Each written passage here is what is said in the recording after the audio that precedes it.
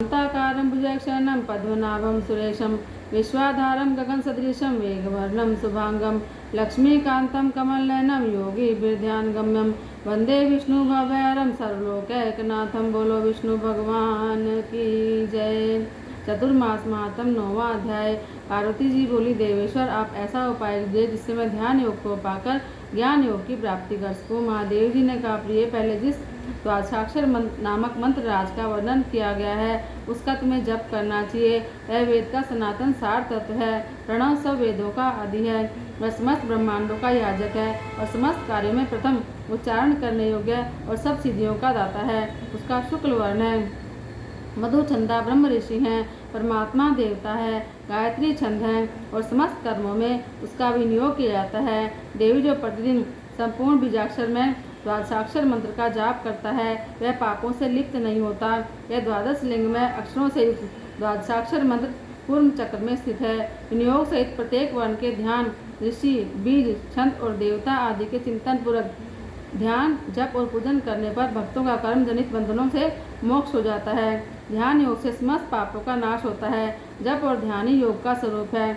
शब्द ब्रह्म, ओंकार और वेद में प्रकट हुआ द्वादशाक्षर मंत्र वेद के समान है। ध्यान से मनुष्य सब कुछ पाता है।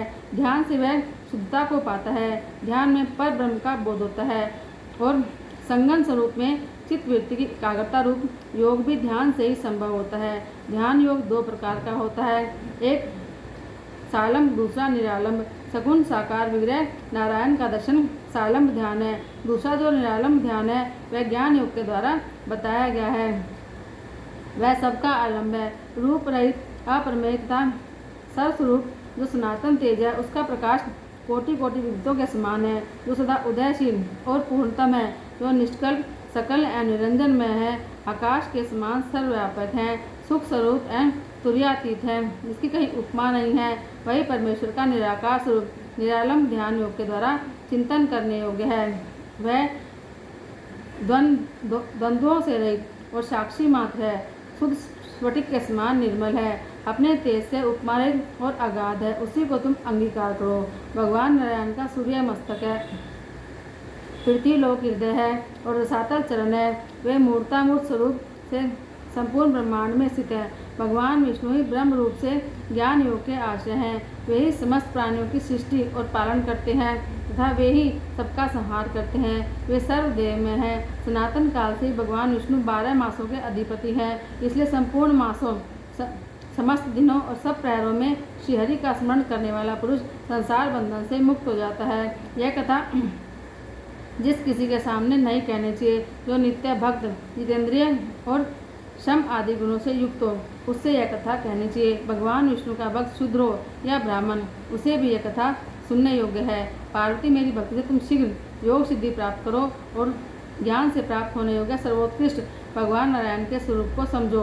योग का अभ्यास सदा करना चाहिए। विशेषतः चतुर्मास में योग की साधना करने वाला पुरुष अपने सब पापों का नाश करता है। जो योगी 2 घड़ी भी अपने कानों को बंद कर अपने मन को ब्रह्मरंध्र में स्थापित करता है वह पापों से मुक्त हो जाता है।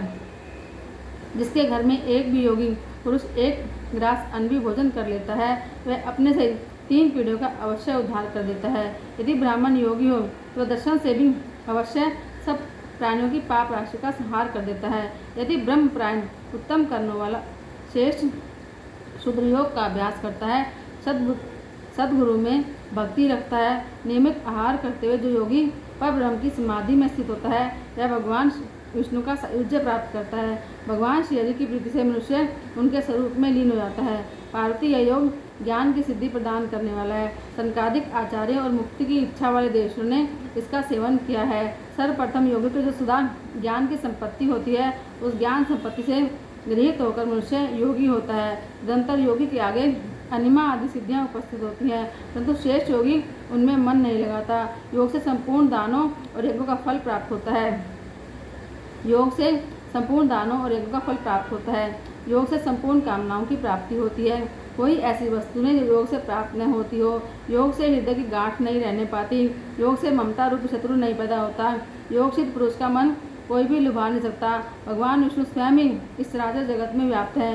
योगेश्वरों के परम उपास्य उन भगवान को अपने ब्रह्मरंध्र में स्थित जानकर मनुष्य इस माया में जगत का मोह उसी प्रकार छोड़ देता है जैसे सर्प अपनी केंचुल को त्याग देता है। बोलो श्री विष्णु भगवान की जय।